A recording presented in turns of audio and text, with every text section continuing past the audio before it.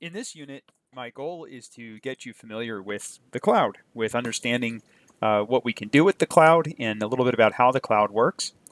In subsequent units, we're going to talk more about specific security concerns with the cloud. But for right now, I just want to make sure we all understand how the cloud works. And to that end, in the lab assignment for this unit, you're going to use Microsoft Azure to set up a sample environment. And I'm going to try to demonstrate the three cloud the types of cloud delivery methods and service models. I'm going to try to demonstrate that a little bit with the lab. You will have to create an Azure account to do that, but you get $200 free with Azure. And when I did this lab, I think I only ended up using about $16 of my credit to do the lab. So it's entirely doable. And if you've already burned through your $200 credit with Azure, it's only going to cost about $16 if you do it right. You just have to be diligent to make sure you shut it down when you're not using it. You'll see why in a few minutes when we talk about how the cloud works. I do have to tell you, in the interest of full disclosure, that a lot of this presentation that I'm about to go through, I kind of shamelessly stole from Microsoft. So I kind of pulled a lot of this stuff from Microsoft's website, and I'll kind of give you my thoughts on some of their marketing as we go through this. One of the things I wanted to mention too is Azure is obviously not the only cloud environment out there. There's lots of different clouds that you can use. Google is the big one. Amazon is a big one. Microsoft's Azure is also a major player in the space. So a lot of students might ask me why did I choose to do Azure? One reason is because everyone at Drexel already has an Azure account. So if you have a Drexel account, you have an Azure account. It's very easy to sign up for it. That's probably the primary reason. I could have picked any of the three environments. Any one of those big three would be just fine, and they all pretty much work the same way. Very much like utility companies, which we're going to talk about. Everything's pretty much a commodity in this cloud space. There's really not a lot of differentiation between these different services. So everything I'm showing you about Azure will work very similar in Google, and again would work very similar in Amazon. And in fact, the cost is nearly identical. I mean, the cost between these different services is pretty much the same. So in this presentation, which, as I said, I kind of stole some of these slides from Microsoft that I found on their website. One of the things I thought this was interesting that they found this old quote from John McCarthy. If you're not familiar with John McCarthy, he was a computer scientist at Stanford University for a long time. He wrote the Lisp programming language, which is used primarily for artificial intelligence. In fact, I think artificial intelligence was his primary area of expertise. And apparently he said that computation may some day be organized as a public utility. I do know that John McCarthy was one of the early experimenters with timeshare computing.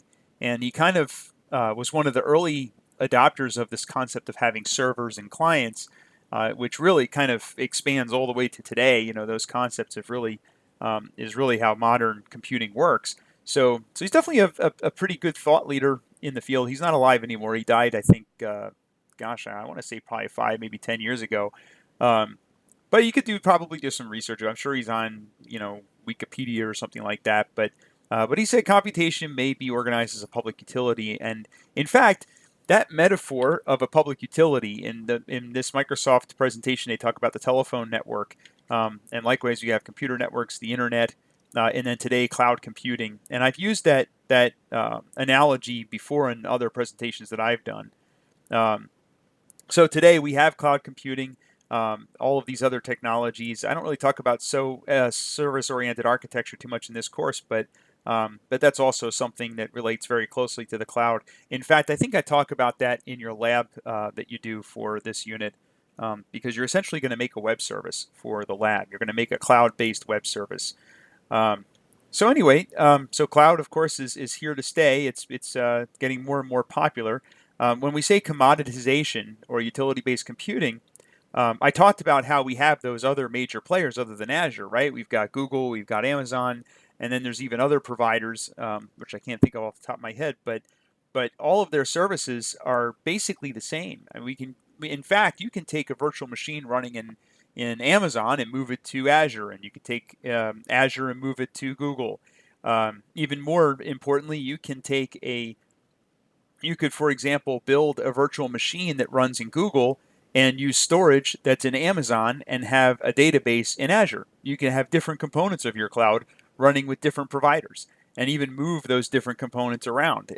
Maybe move your machine over to Amazon, move your storage over to Google, and keep your database in Azure or something like that. So it's very commoditized. And speaking of commodity, just like a commodity like gas, water, and electricity, it gets metered and we pay for what we use. And I've talked about that before, how it's very similar to how we pay for utilities when we use the cloud. And just like utility companies, we can use a lot of electricity or very little electricity. And we don't have to call the utility and let them know that we're going to use a couple extra kilowatt hours. They usually will have no problem if we use that extra electricity. For the most part, I think if you use too much electricity, they try to upgrade your service, but for the most part, you can burst your electricity at certain times, like when you're using the hair dryer and the microwave at the same time. So defining the cloud computing is a model for enabling convenient, on-demand network access to a shared pool of configurable computing resources, including network, server, storage, applications, and services that can be rapidly provisioned and released. This is a pretty good explanation, right? It's a good elevator pitch for exactly what the cloud is. If your grandmother said, "What's all this cloud stuff I hear about?" This is kind of a quick pitch on exactly what the cloud is. Now, we've talked about deployment models and service models before. If we were in class right now, I'd probably say, pop quiz, what are the deployment models? And hopefully some of you would say private, public, and hybrid. Those are our deployment models. I can use, so if I have a virtualized data center, I essentially have a private cloud. And if I use something like Azure, Google, or Amazon, I'm in the public cloud.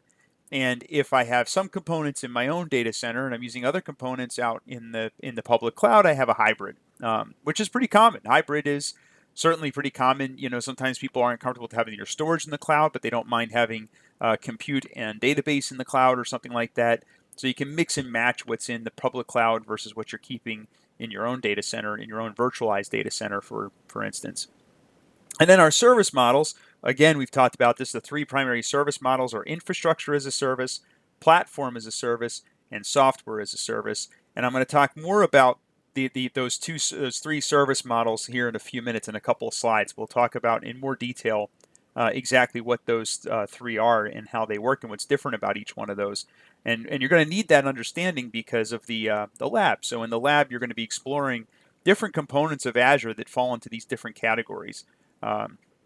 So we're essentially going to use Azure to build our own software as a service web application, and we're going to use some components that are platform as a service, and we're going to use some infrastructure as a service, and you'll see how that works.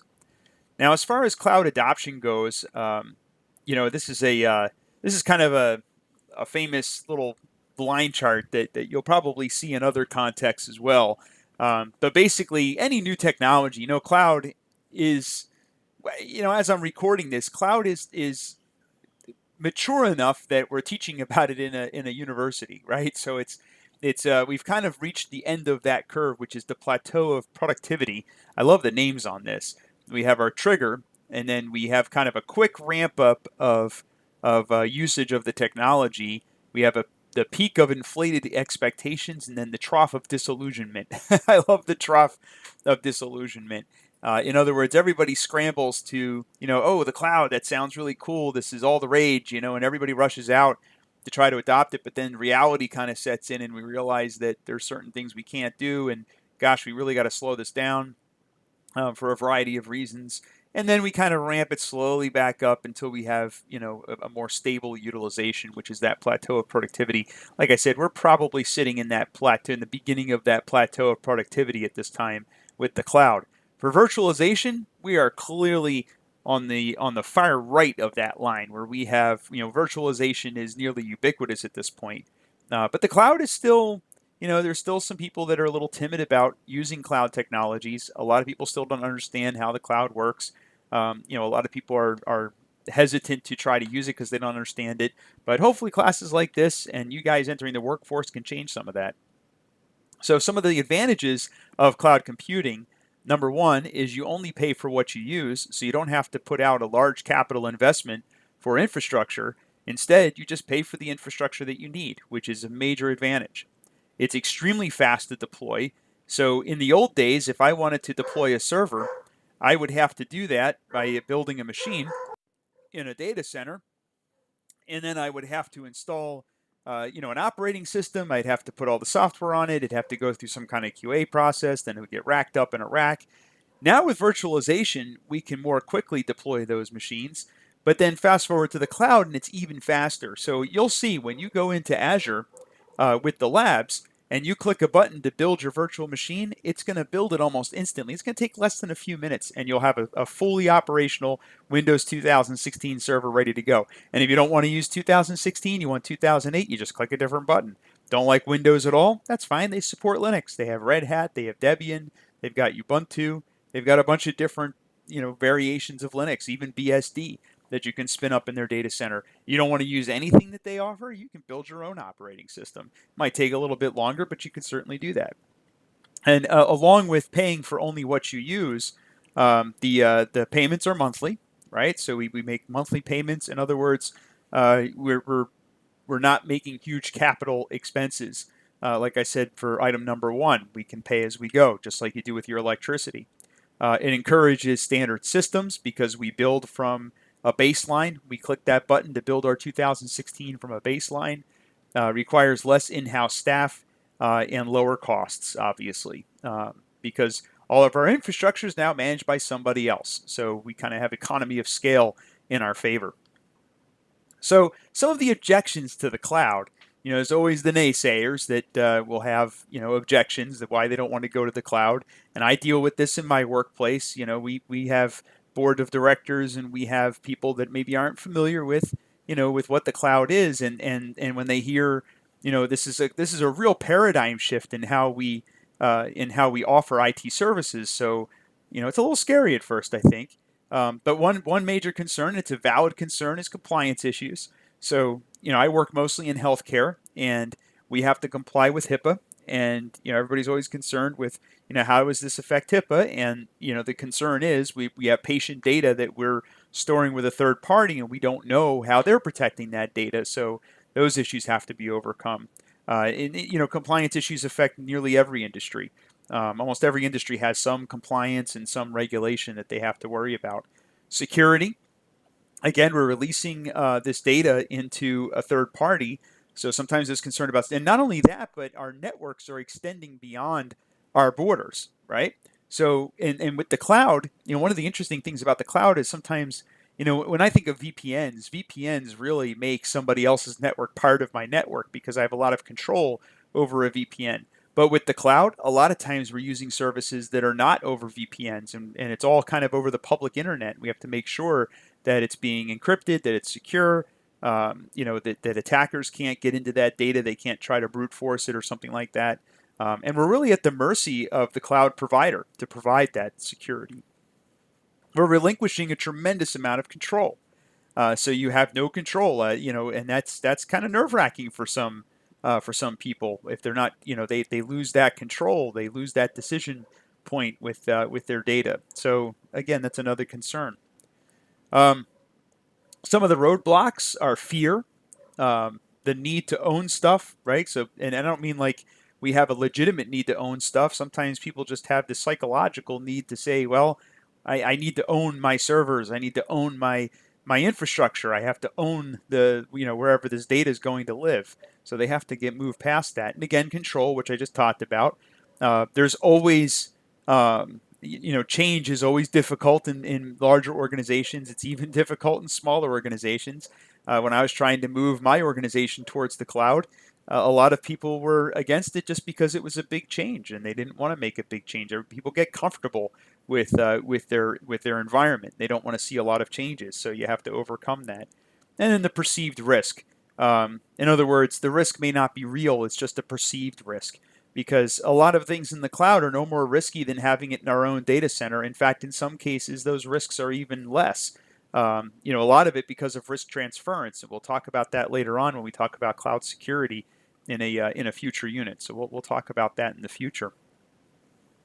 So some of the cloud benefits, as I talked about before, number one, reduced costs. Yes, it costs money to be in the cloud, but dollar for dollar, you're always going to spend less for infrastructure in the cloud. The only time I would say that's not true, and I hate to say this, is if with software licensing, a lot of smaller organizations I find are not actually paying for their licensing. So when I talk to them about putting things in the cloud, they say, "Gosh, that's expensive, that monthly fee in the cloud." And I say, "Well, yeah, but your SQL Server license is this much, your operating system license is this much, and then take into account the hardware, and it's actually a little less expensive." And they get confused, and then I realize it's because they haven't paid for Microsoft Windows Server for 10 years. They've just been using one license over and over again, and never actually paying for it, right? Because either they don't know or they don't care. But if you're legitimately, most organizations are legitimately paying for the proper licensing and all that stuff, and for without a doubt, when you compare apples to apples, it's going to be reduced costs, and a lot of that is because of the economies of scale. You have these huge data centers that are managed by people that know what they're doing. They have these huge, organizations with lots of smart people, so they can spread around, all that stuff to all their customers. Flexibility. So the cloud is far more flexible than your own infrastructure, much more agile. You can change things on the fly. You have more mobility. You can move from one cloud provider to another. Your company in itself is more mobile. You're no longer are bound to a data center. It's sort of like being a renter versus a homeowner, right? If you own a house and you need to move, you got to list your house on the market. You got to hope somebody wants to buy it. You got to hope you get a decent offer. And even at that, the whole process is going to take months, sometimes up to 6 months from the time you list your house to the time you can move. But renters are lucky. They want to move. They just, pick up and they move, right? And then that's it. They don't have to worry about selling the property and all that stuff. Maybe they've got a lease that they have to go through, but that's not a big deal. You're only going to lose a couple months maybe of rent if you really had to move, which isn't like walking away from a house.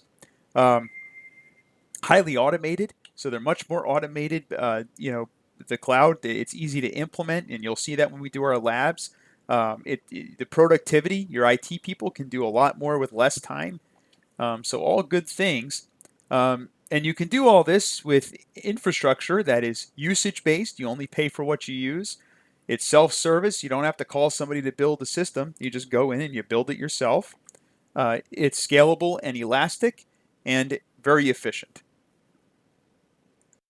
So some of the usage patterns that we can see with the cloud, that's a little bit more difficult to do with physical infrastructure and even your own virtual infrastructure, because underlying that is physical infrastructure. You've got unpredictable bursting. So in other words, you don't have to anticipate that bursting. It can just happen as long as you have a provider that can handle it, which if you're within the big three, that's not going to be a problem. And then predictable bursting, as you can see here, services with micro seasonality trends, right? So that's where you know that you're going to be bursting, so at least you can predict those costs over time. Some of the other examples of usage patterns, I have to advance the slide here. Give me 1 second. So on and off. And this is something that's difficult to do in your own data center. So if you decide that you don't need to use a infrastructure for some period of time for whatever reason, you can turn it off in your own data center, but you still own the equipment and you still have to have the infrastructure there. And then you can turn it back on. Pretty much the only thing you're saving is support costs and the and power and so forth. But with the cloud, you can turn off your access to a machine and you're not paying for it. And I feel like I should mention at this point, when you guys do the lab, you're going to be able to turn off your virtual machine. So when you go in and create your lab environment in Azure for this class, you can set everything up. And then once you set it up, if you have to go do something and you're not going to use it for a week, you can shut everything down and the meter turns off. You're not using any of your $200 credit, or if you're paying for it, any of your money to pay for that. When you're ready to use it again, you turn it all back on and you start using it again. And then finally, we have very fast growth. So I'll give you an example. Let's say for this lab that you're doing for this course, let's say you built this little sample web service that I'm going to have you build. And you start to get the hang of it. You've taken some programming classes and you say, you know what? I can build my own web service to do whatever, something interesting. So you're going to build your own web service based on what I showed you. Now, you may have, because it was a lab for your class, and I tell you in the instructions to buy the cheapest plan with Microsoft, use the cheapest system specs, just because it's only a lab and we don't care. Maybe you continue to develop on that, but you decide, you know what, I'm going to go ahead and make a real service that people can use. But I don't have enough horsepower behind the system that we spec'd in the beginning. You can very easily increase that horsepower. You can just ramp that up to whatever you think you need. And as more and more people are using your service, you just increase your bandwidth, you increase the CPU time, you increase the memory, you increase all of these things until you have what you need. So that's an example of fast growth, which is possible with the cloud, but a little bit more difficult with physical infrastructure or even with virtual infrastructure that we own. All right, so some cloud computing terms. We talked about this before. We have infrastructure as a service, platform as a service, and software as a service. These are the primary service models for cloud computing. And you'll see these terms constantly with cloud computing. I want to skip the next slide. Give me 1 second. Let me skip through that. So this is a pretty good representation of what you can expect with these different service models. Now on the left-hand side, this is traditional, not using the cloud. That's everything that you have to manage. So you have to manage the applications, the data, the runtime, the middleware, operating systems, virtualization, server storage, networking, everything from soup to nuts. The entire stack is managed by you in your data center when you're not in the cloud. Okay, so that's on the left-hand side. But then when we step over to the right-hand side, what you'll notice here is starting with infrastructure as a service, our service provider is managing the virtualization, the servers, the storage, and the networking. But we have complete control of the operating system, middleware, runtime, data, and applications. We're responsible for all of those things. In that model, we're responsible for a little more than half of that service delivery, right? So we're responsible for a little more than half of that stuff. When we go to platform as a service, now the service provider is managing everything except for the application and the data. So we get to manage the application and the data, but everything else is managed by the service provider. And then finally, on the right-hand side, we have software as a service. In software as a service, pretty much everything is managed by the vendor. All we do is use it. So for example, starting on the left-hand side, if you go into Microsoft Azure, so for our lab, you're going to go into Microsoft Azure, and you're going to build a virtual machine. You're going to create a virtual machine with Windows 2008 or 2016. I forget what version I tell you to use. But you're going to build a server, and you're going to install some stuff on there. You're going to install IIS. You're going to install some services on there. You're going to install PHP. So that's the operating system, the middleware, runtime, data, and applications. You're managing all of that stuff. But then I'm also going to have you use a database. So I could have asked you to install Microsoft SQL Server or SQL Server Express on your little virtual machine that you create, and you could do that if you wanted to. But to demonstrate platform as a service, I'm going to have you use their SQL Server, Microsoft's Azure SQL, which is SQL running in the cloud. So you just basically use their SQL Server. It's pretty convenient, and you'll see how that works. But you're going to build a database in Microsoft's cloud using SQL Azure, and you can manage that right from your computer, and you'll see how that works in the lab. So that's platform as a service. And then software as a service is where basically everything is managed by the vendor. And in our example with the lab, for the software as a service, that's the application you're building. You would be the vendor. You would be managing all that stuff. So you would be the vendor of that software as a service for that little web application that maybe we're going to offer. But in the real world, another example of that might be Gmail or your Outlook email through the college, Microsoft 360 or whatever it is. Those are software as a service. So hopefully you'll see these three in action when you do the labs, but I wanted to give you a good understanding of what infrastructure versus platform versus software as a service is. You'll also notice here that as we move to the left-hand side to infrastructure as a service and even our own infrastructure, it's higher cost, but we get more control. And as we go to the right towards software as a service, we have lower cost, a lot less control, but very high agility, sort of like being a renter. So Azure in a nutshell, it's a comprehensive set of services that enable you to quickly build, deploy, and manage applications across a global network of Microsoft managed data centers. Basically, Microsoft has data centers all over the world, which obviously you and I don't have, right? Unless some of you are super wealthy or you own a huge multinational company. But most of us don't have the resources to have data centers all over the world that are highly available, like somebody like Microsoft, Google, or Amazon can do. And in Microsoft's case, they have these data centers located all over the world. So when we store data and use the platforms in the Microsoft ecosystem, they can be running anywhere in the world. If they lose an entire data center, say in Chicago, there's another data center in New York and another one near Seattle that's ready to go. That can, in fact, Microsoft will always keeps replicas of your data across many different data centers. You could pay extra for that. By the way, it's not always included with all of their services. And how that's managed is some part of their pricing tier. But the bottom line is, it's a heck of a lot less expensive than us going out and trying to buy data centers in different geographic regions. That's kind of a challenge for most medium to small organizations.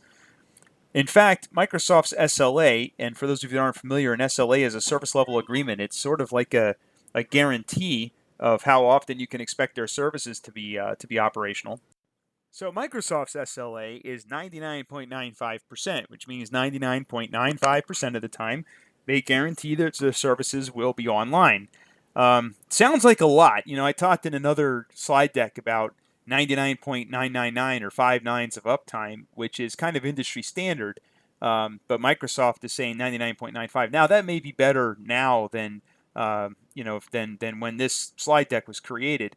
But 99.95 is not great. So take a look, go and Google that and see how many hours a day 99.95%, and then think about how you would feel if your services were down for that number of hours contagiously in in any period of time. And I think you'll find that that's not great.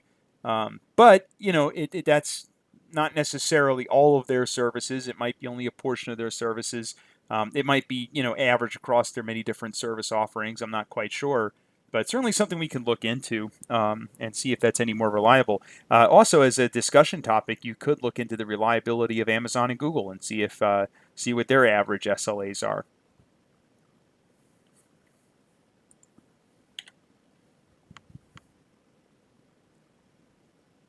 All right, as I said, you only pay for what you use. If gosh, it seems like every other slide says that, but so the architecture of Azure.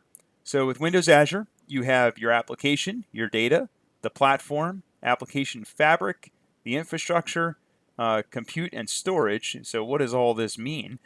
So basically, you have 3 main components. You have virtual machines, cloud services, and then websites. These are the 3 main offerings for Microsoft Azure.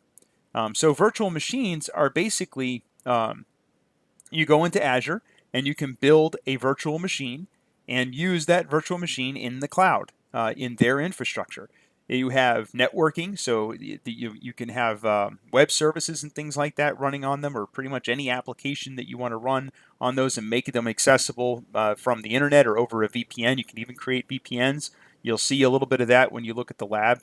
In fact, in the lab, I also ask you to set up some firewall rules and things like that, so you can play around with that and see how to map ports just like you would in a real data center.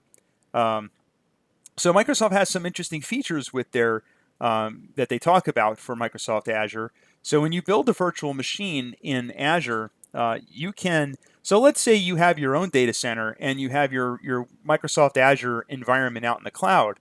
You could build a virtual machine in your own data center. And then when you're ready to migrate that to the cloud, you can simply move that virtual machine out to the cloud, to Azure. And they have tools that allow you to do that. If we were in class, I would ask you, what are those formats that your virtual machine might be stored in? And you would talk about things like the VM format, the OpenVM format. We talked about the format for VirtualBox. There's all these different formats. And Microsoft has tools that you can use to migrate. And Google likewise has these, and so does Amazon. So you could build your machines in your own data center, move it up to the cloud, and likewise, you could take a VM that's running in the cloud and you can move it to your own data center. So you're not locked in to Azure once you build a machine. In fact, I've done that before. I've gone into Azure, clicked the button to build a 2016 server because it's ridiculously easy and it only takes a few minutes. And then I've actually moved those VMs into my own environment to run them just because I really wanted to run it in my own data center, but it was just easier to set it up in Azure. I've done that once or twice. Instead of having to do it. That was when 2016 first came out, and I didn't have a baseline yet in my own data center. So not only can we move these virtual machines back and forth between Microsoft and our own data center, but I can also, let's say I decided to use somebody else like Google or Amazon. I can move my VMs to Google or Amazon. So I'm not locked into Microsoft Azure. And likewise, I could take VMs that are running in other service providers and I can move them into Azure. So I can go both ways. So let's talk a little bit about storage. So the thing about Microsoft with the storage, they when you store data into using Microsoft storage, they always store it in 3 locations on 3 drives. So there's always 2 replicas of your data. So in the event that there's a failure of any single hard drive or any single infrastructure, it's probably not individual drives, right? But if there's a failure of your of the storage device, they can simply replace it using the replicas. So they do have a tremendous amount of redundancy. 3 copies is, for most organizations, would consider that overkill to have 3 copies. But that's what Azure does. And by the way, Google and Amazon also do the same thing. It's very similar. So it's reliable. They claim that it's always on, although apparently not always because they have that 99.95% SLA. Although I'm sure they beat that SLA typically. They also have Geo-Replication, which means that not only is your data stored in multiple locations, but it's also geographically distant, which is important. So if there's, and a lot of people say, well, gee, Brian, why do I care about geographic distance? What are the odds that I'm going to lose an entire data center, in Washington or in New York or Seattle or whatever it is, or Chicago?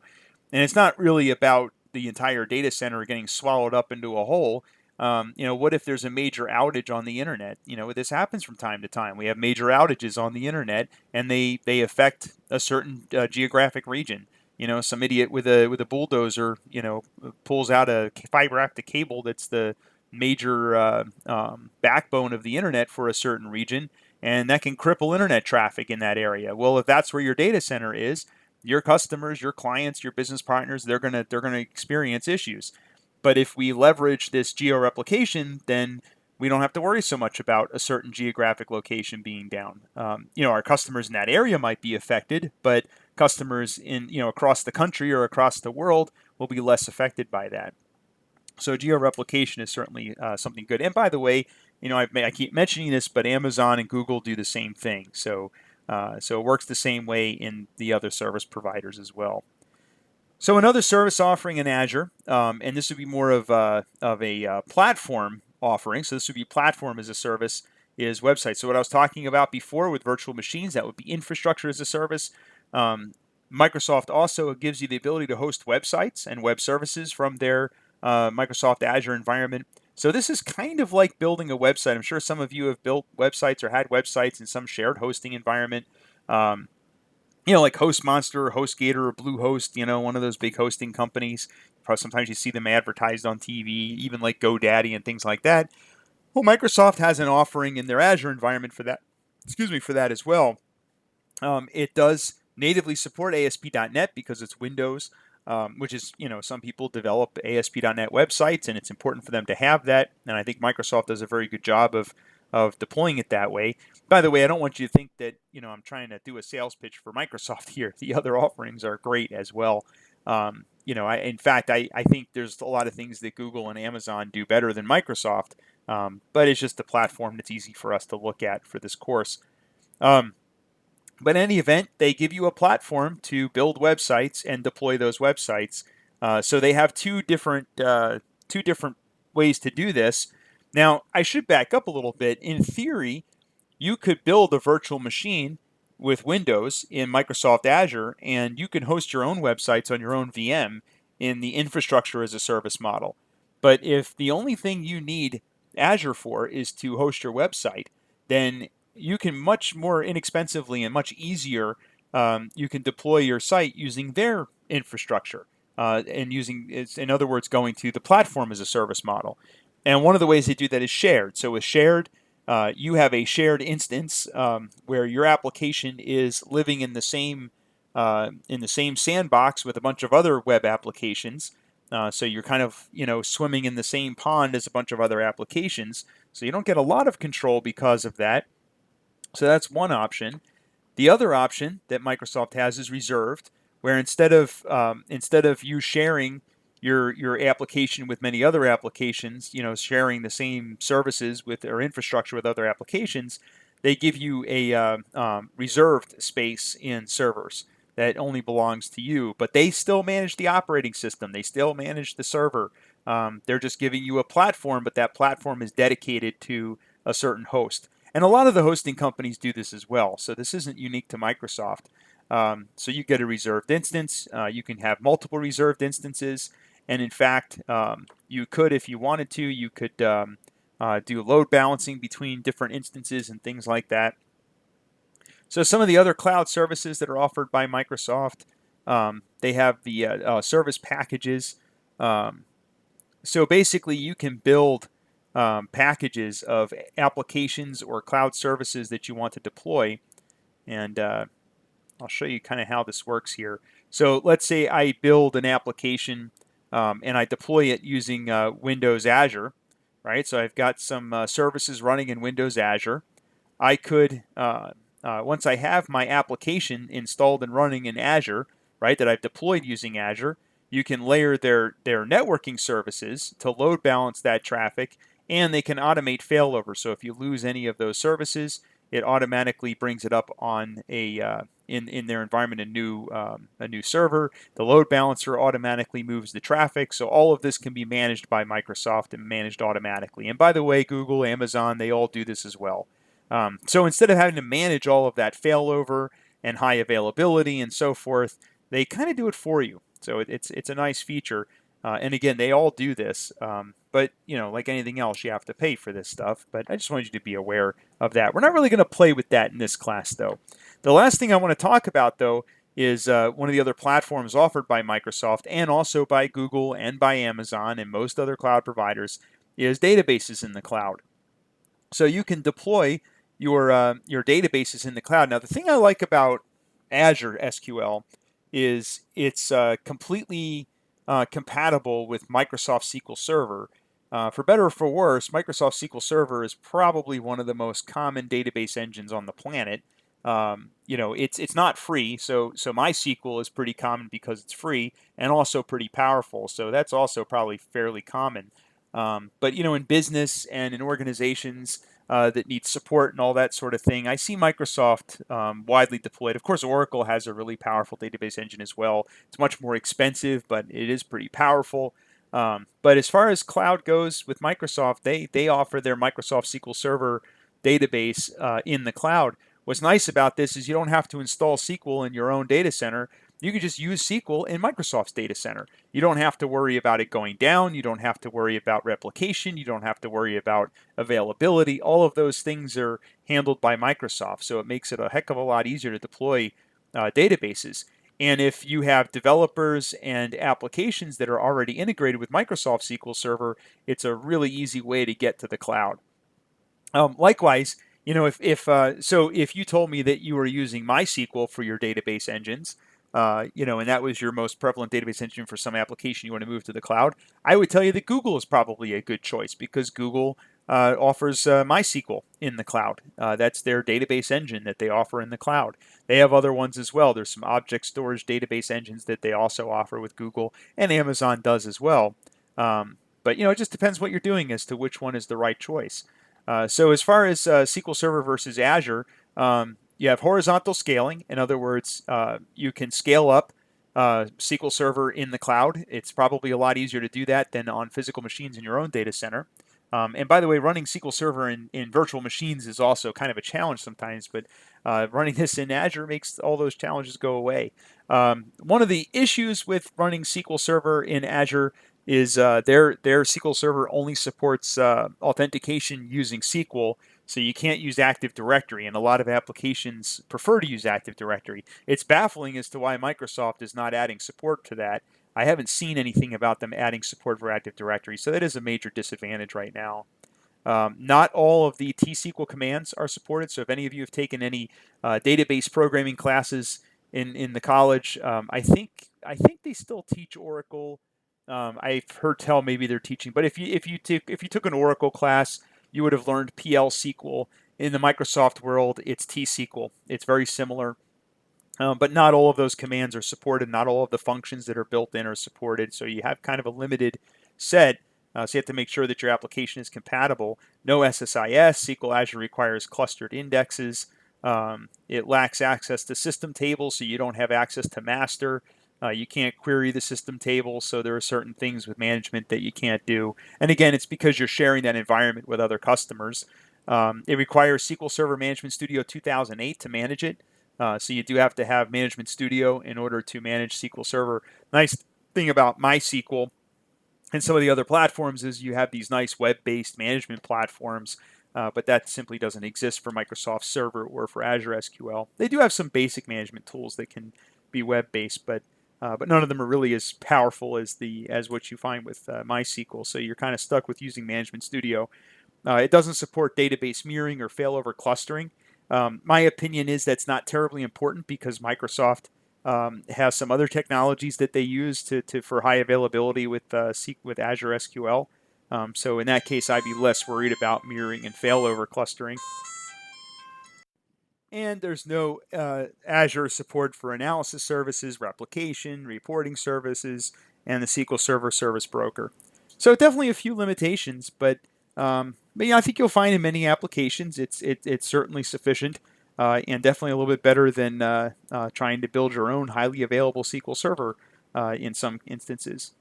So in this unit, I talked about infrastructure, platform, and software as a service, what those different offerings look like in Azure. I did gear this lecture towards Azure. Uh, and of course, there's other platforms available like Amazon and Google, and additional platforms like Rackspace and things like that also have cloud-based offerings that are very similar. But the important thing about that is that it's all a commodity. So I could talk about just about any electric company's features, but it's going to be the same no matter what electric company you use, right? Or a telephone company. Telephone's a good example. Most of you probably don't have, well, most of you probably don't have a home telephone, but if you did, pretty much everything you get on your home phone, all those features are the same no matter what phone company you go to. Caller ID and call waiting and all that stuff. Gosh, nobody knows what those things probably are anymore, but those features were always the same no matter where you were in the country, no matter what phone company you had, unless you lived in the middle of nowhere, and it wasn't a good phone company, but that was very rare. So it's a commodity. It's scalable and all that other stuff I talked about. So in the lab, I'm going to ask you, as I've mentioned a few times, I'm going to ask you to experiment with the infrastructure platform and software as a service offerings. Basically, you're going to build your own software as a service using Azure, and you're going to use their infrastructure to build a machine, and you're going to use Azure SQL Server for your database. And you're going to see how that all ties together. You're going to have to do some configurations with the networking stuff, which I think is important for you to see. And of course, you can try all this in Google or Amazon if you wanted to, and you'll see that it works very similar. Everything pretty much works the same way. But hopefully you'll have a good understanding of how you can utilize the cloud once you've done that. If you have any questions, let me know. Thank you.